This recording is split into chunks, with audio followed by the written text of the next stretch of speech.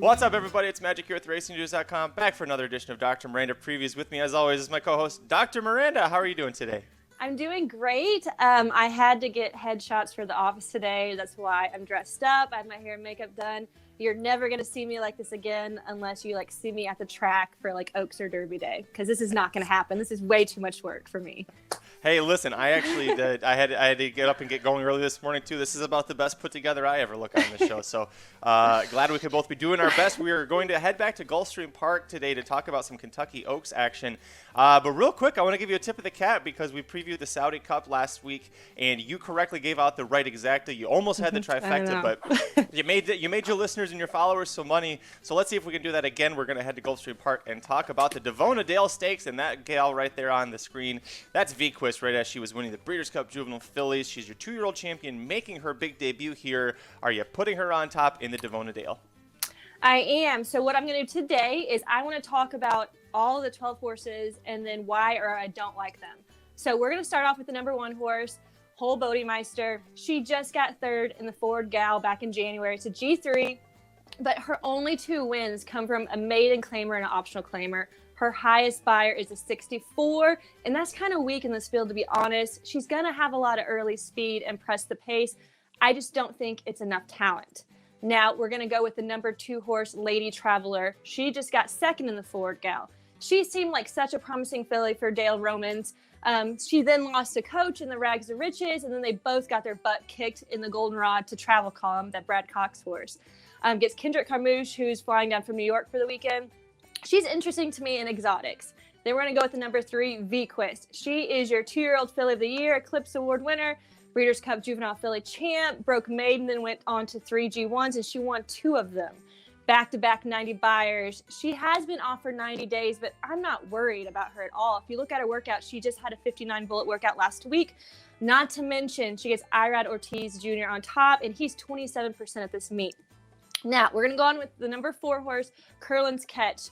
She is by Curlin, just like Clairiere, who just won the Rachel Alexander.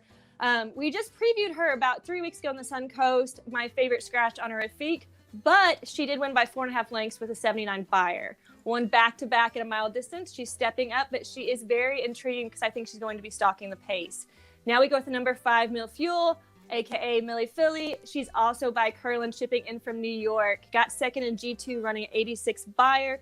Getting Velasquez and Mott, who is firing at 31% this meet. Mott Barn is just super hot. 5 works since then. Now, this is a fun fact for y'all. On February 14th, though, she was 1 out of 9 horses, and she did better than the veterans she was running against, including Casa Creed, Atoye, My Sister Nat. So I think she's very, very dangerous here. Now, the number 6, Crazy Beautiful. I think she's going to be overlooked a lot in this field because of her performance at the Breeders' Cup. But I mean, she made the Breeders' Cup. She has the class. She has 2 G1s, a G2. Besides the Breeders' Cup, she never finished worse than second.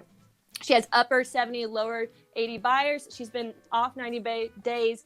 But my concern with her is Robbie Alvarado, who is 0% right now. So hopefully he has a performance like it was Swiss Skydiver at the Preakness. And then we go to number 7, Competitive Speed.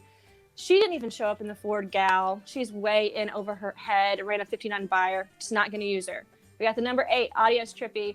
Look, I know Lanner and Walder have been really on fire at Gulfstream Park, but her greatest accomplishment was winning a 75,000 ungraded stakes in a dead heat. I'm not going to use her. Then we have the number 9, Hindsight. Won a maiden special weight in November, been off since then. Oliver's at 0%, not going to use. Then we have the number 10, Happy Constitution. The only win was at a 39,000 maiden special weight. Been running in optional buyers, just doing okay. Ran a 48 buyer last time, not going to use. Then we have the number 11, Penn Street. Once again, this filly's way in over her head. She's lightly raced, mid-60 buyer. She's not going to use her either. And then the last one, 3, Tipsy Chicks. She was in the Ford Gal with a couple of these other horses. Almost got last, ran a 48 buyer. And even if you take that race away, she hasn't faced a lot.